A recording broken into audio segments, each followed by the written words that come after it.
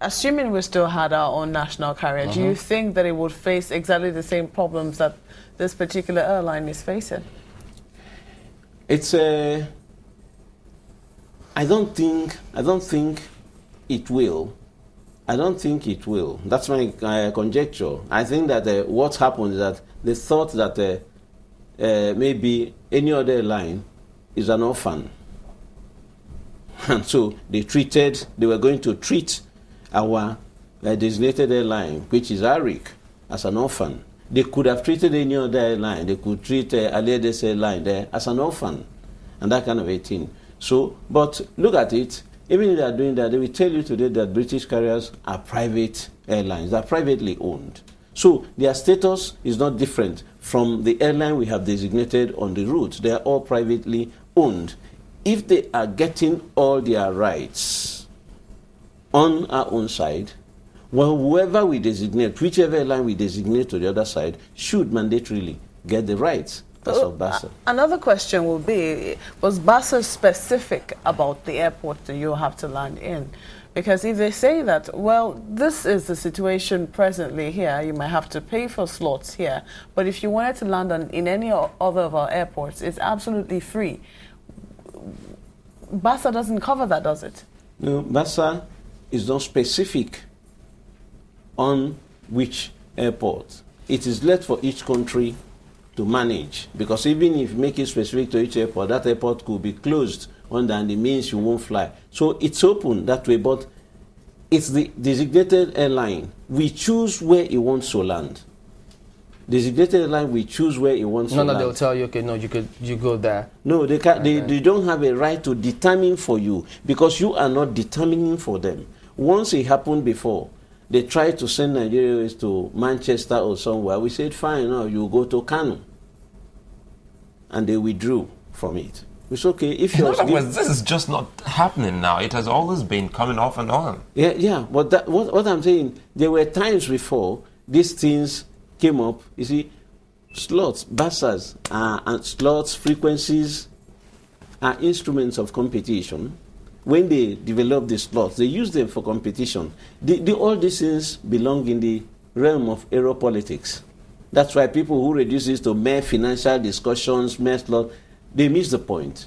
They are in the domain of aeropolitics, the aeropolitical issues. They are used that way for competition. They are used that way even for political, decisions and whenever. So they are mixed up. They are intertwined that way. And so you must look at them on a larger perspective, from a larger perspective, rather than taking them singly as if you are taking out a plug. Maybe you take a plug, you've not taken the entire thing. The reason why this question is also important is because we have to be able to appreciate, say, the position the British government has found itself. Yes. If you have an airport that is regarded as the crown jewel amongst airports, where every airline wants to land because it's really lucrative, especially for connectivity and a host of other things, you can say, well, yes, we have agreed 21, we'll give you 7 to land here, but the remaining 7, because we also have a host of other agreements with a host of other nations, you might have to make do with another airport or with other airports. That's what I say. Look, one,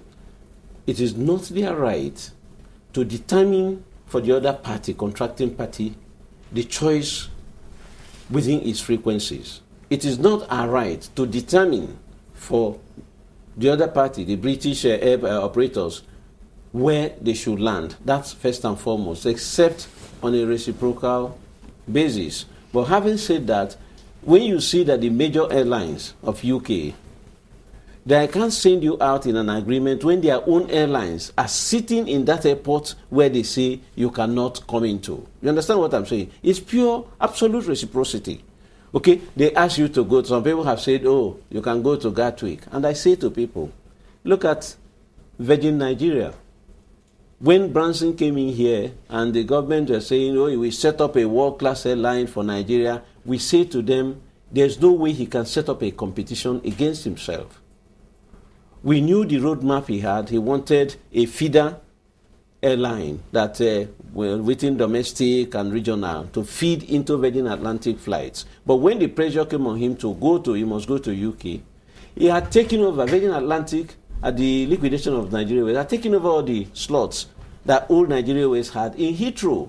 in Terminal 3. And what did he do to Virgin Nigeria? He sent it to Gatwick. That was the major reason why Virgin Nigeria collapsed on the UK route.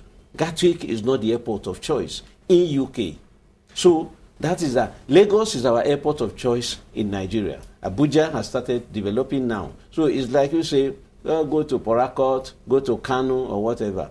No, but they say they want to go to the airport of choice. And there's no reason for you to say, no, we have an agreement why you allow our own airlines operators to go to where they want, the airport of choice. But for you, if you are coming because we have these problems, you go the other way. And then look at it. If the British government knew that they had these problems, in signing the bilateral agreements, these problems should be an issue in a distance. We are giving you 21 frequencies, but you know you are not going. You put all the cards on the table. You cannot sign it, exploit it, and then say to the other country, sorry, we had this problem, you cannot exploit it. You should have brought it to the table because that will be the terms for the negotiation. So to the extent that that wasn't done? Yes, to the extent that that wasn't done, you cannot now use that to undermine the agreement you have signed. Yeah, that is why the review now that we're going to be renegotiated, yes. Do you think that our card is strong enough? Our card is strong and strong enough.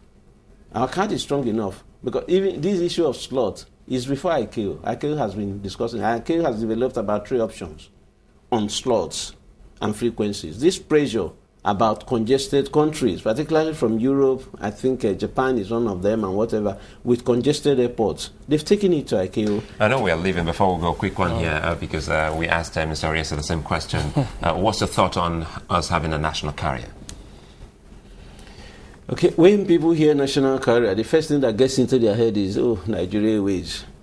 That's the first thing that gets into it. Is that a good image or a bad image? Does it bring... because the place was badly run as a national carrier, there were managers on ground, but there were remote managers, the outside managers, and from outside and so it went that way. So today, when you hear national carrier, people think that. But what happens these days is that there are flag carriers. There are flag carriers which could be privately owned. Could privately owned, could also be set up by the country and sold to the general public. So we need it. We need about 3 major carriers in this country. I say that because with 160 million, with what government is doing, and in the next few years we are 180 million, we need to be properly served. I believe that there should be, government should take steps, proactive steps to grow up another carrier, but should not manage after that, take it and sell it to Nigerians. It becomes, British Airways was a national carrier owned by government, it was sold out.